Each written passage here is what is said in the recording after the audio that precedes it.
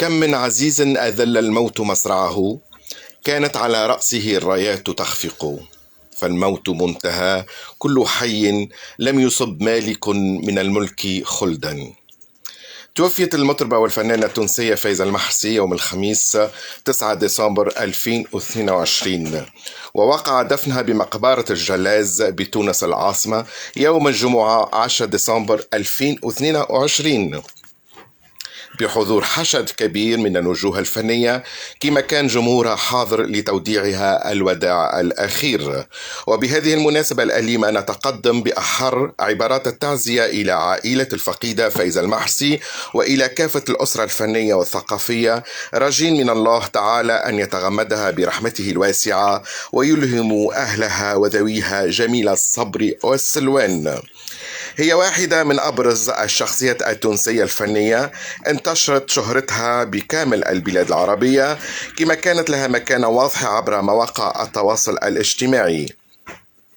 فهي فنانة ناجحة ومتألقة، وقدمت العديد من الأغاني الخليجية والأغاني الليبية إلى جانب الأغاني التونسية وإعادة بعض من الأغاني التراث الجربي.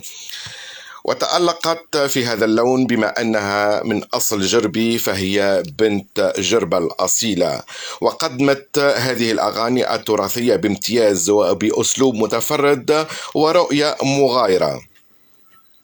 كانت بداياتها الفنية بجربة، ثم انتقلت إلى صفاقس ليحط رحالها بتونس العاصمة في أواخر الثمانينيات بمساعدة الشاعر والملحن عبد الكريم الواتي، اللي قدمها إلى الساحة الفنية، وكان معها لمدة عامين حتى أخذت طريقها. وكانت البداية صعبة بل متعبة بالنسبة لها، لكن شدت صحيح من كثرة حبها لهذا الميدان الفني، وبدأت رحلة العذاب أو رحلة أثبات الوجود وفرض الذات إن صح التعبير في ساحة كانت تعج بنجوم الفن في الزمن الذهبي للأغنية التونسية. بدأ مشوارها الفني صحبة مجموعة الأستاذ عبد الكريم صحابو، وجابت العديد من المهرجانات، وبدأت شيئا فشيئا تحفر اسمها، فأصبحت محبوبة ودخلت في قلوب الناس برقتها وعطفها ونعومتها وتصرفاتها وأخلاقها العالية، فأحبها الجميع وحبوا صوتها ولكنتها الجميلة وطيبتها، وأصبحت الصديقة والأخت لكل الفنانين بكبارهم وصغارهم، وعملت علاقات طيبة مع جميع الصحفيين والإعلاميين، وأصبحت الفنانة مدللة لدى الجميع. وكانت قول ديما صاحب مهنتك خوك مش عدوك، وهذه كلمة معروفة عندها. هي فنانة وإنسانة وهبت حياتها للفن وللأعمال الخيرية، كانت أول من يشجع الحركات التضامنية في حياتها اليومية وحتى الفنية، والنجاح متاعها ما كانش يقتصر على نجاح أعمالها الفنية فقط، بل كانت تفرح كيف تدخل الفرحة على الناس اللي دايرة بيها. هي الفنانة الحنونة المعطاءة الزهوانية والضحكة ما تفرقش محياها، كانت نجمة أفراحنا وحفلاتنا ومنوعاتنا التلفزية، لها العديد من الأغاني الشعبية الجميلة، إذ نلقاوها تمكنت من تكوين رصيد لا بأس به من الأعمال الفنية، واستطاعت أن تكسح الوسط الفني بقوة، ونال أداءها كل أعجاب الكثير من المتابعين.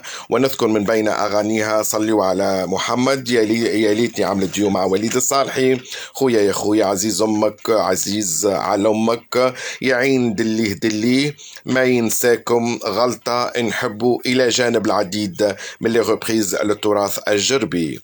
رحلت عنا صديقتنا فايزة المحرسي، وسيموت غيرها الكثيرون، وسنموت نحن عن قريب أو بعيد، وننزل منازل كما نزلت، ونقف بين يدي الملك يوم الوعيد، وهذه سنة الله تعالى في خلقه، إنه لا باقي سواه والكل سيفنى.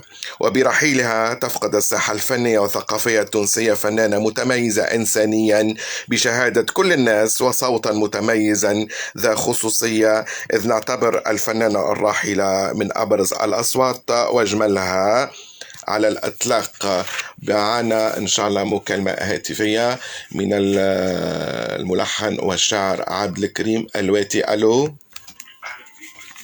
مرحبا خويا الغالي، مرحبا بيك عبد الكريم، نورتنا في برنامج مثال جمال، وماهاش تورو معك.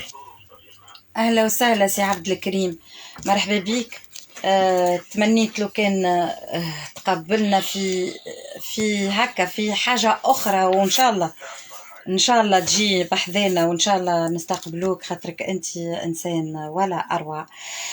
سي عبد الكريم، كان تحدثنا على علاقتك هكا بالمرحومة الله يرحمها، خاطر احنا الكلنا كي يموت العزيز علينا نقعد نتفكروا في خصال ونتفكروا في الحاجات اللي ربطتنا بيه، ناخذوا الزاوية المشرقة ونحيو علينا الزاوية المظلمة. وخاطر انا ديما نقول بون تو هذاك بعد شوية نزيد نتوسع فيه فلسفتي الخاصة، كيفاش نجمو نعملوا الدوي متاعنا هو كيف تتفكر الحاجات ديما الحلوة.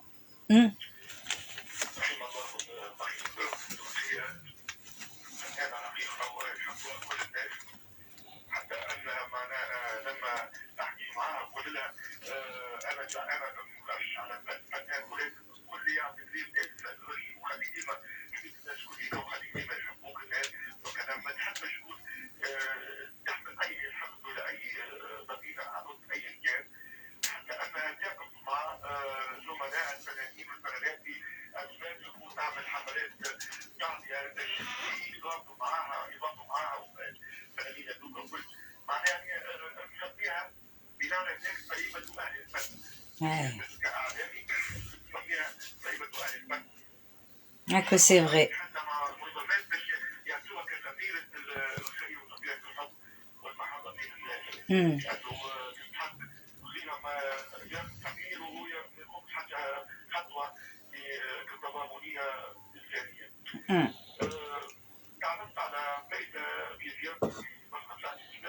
اي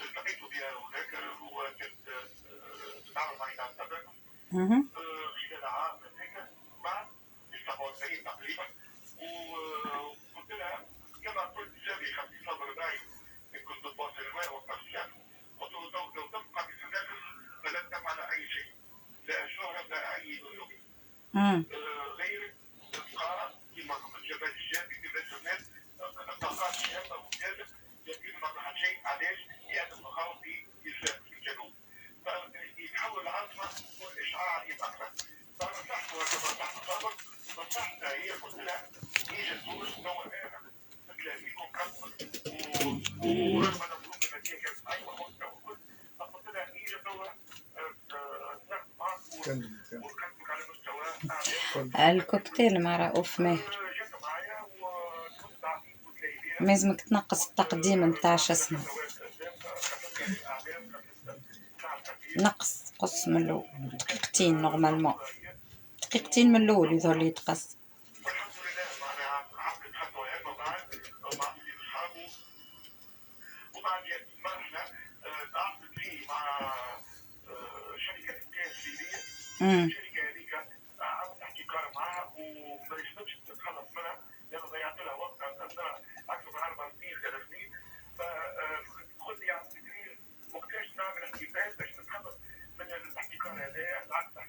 اي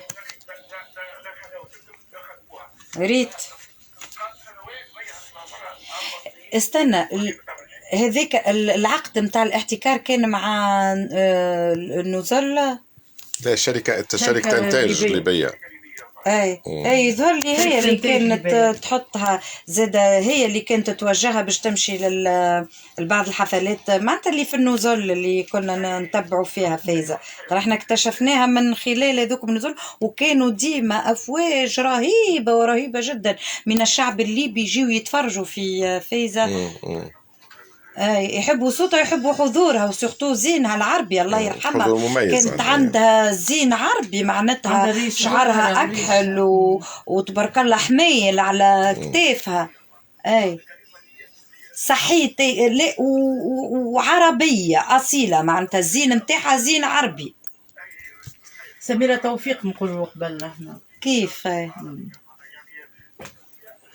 صحيت كما قالت سمير.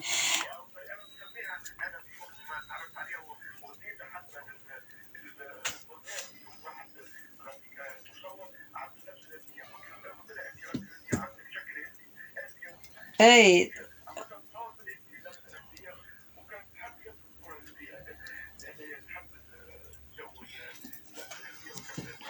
صحيح، عملت حتى تصور انا دايوغ لافيش اللي هبطناها اليوم، هبطناها بك التصويره هذيك وكاني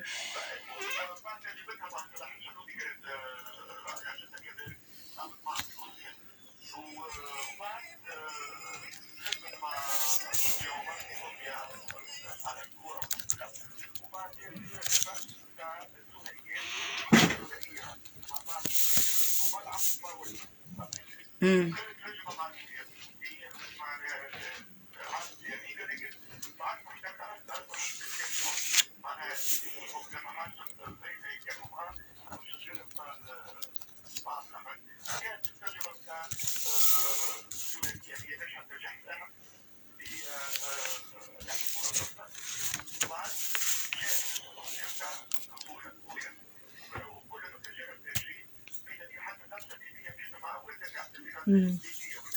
اي أستاذ عبد الكريم،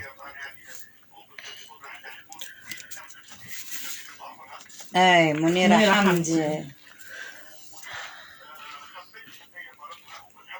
مش للناس الكل. اي راه بالكش العباد يسخايبوا خبيت على خاطر راهي حاشمه بالمرض، لا ما تحبش توجع الناس يا ولادي، فهموها الحكايه ذي، راهي كانت ما تحبش توجع الناس وما تحبش تحير العباد كيف منيره، معناه الاثنين قراب لنا ونعرفوا الخبايا ونعرفوا يرحمهم. النوايا، الله يرحمهم الاثنين.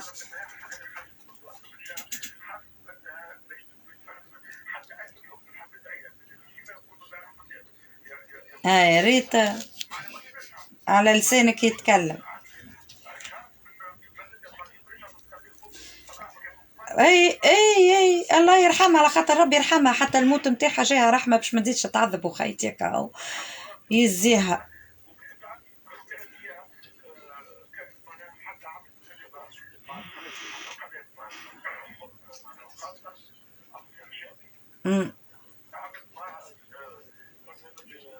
ديمانش حنا بعد ديمانش حنا بعد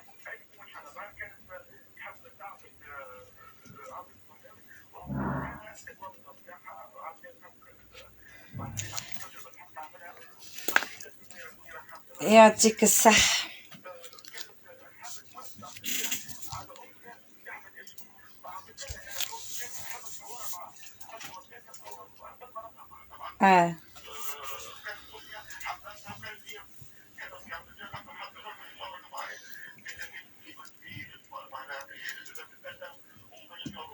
دونك انت حضرت لها اغنيه وهي ما عملتهاش، ما خلطوش ما تمكنوش باش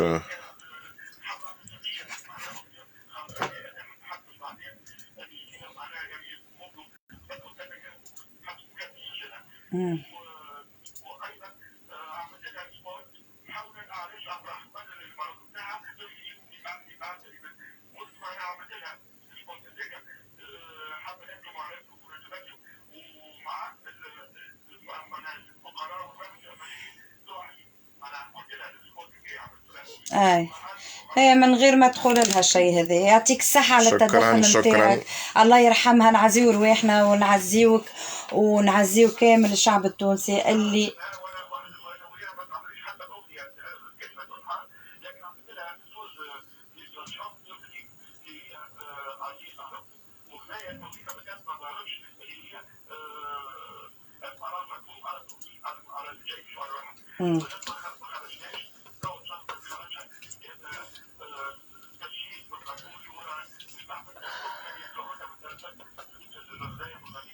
يعطيك الصحة. عايشك سي عبد الكريم، ميرسي بوكو على اللقاء.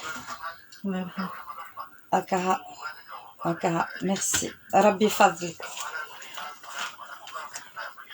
ان شاء الله نتلاقاو في الخير والله يرحمها وينعمها. ميرسي بوكو، يعيشك بسلامة.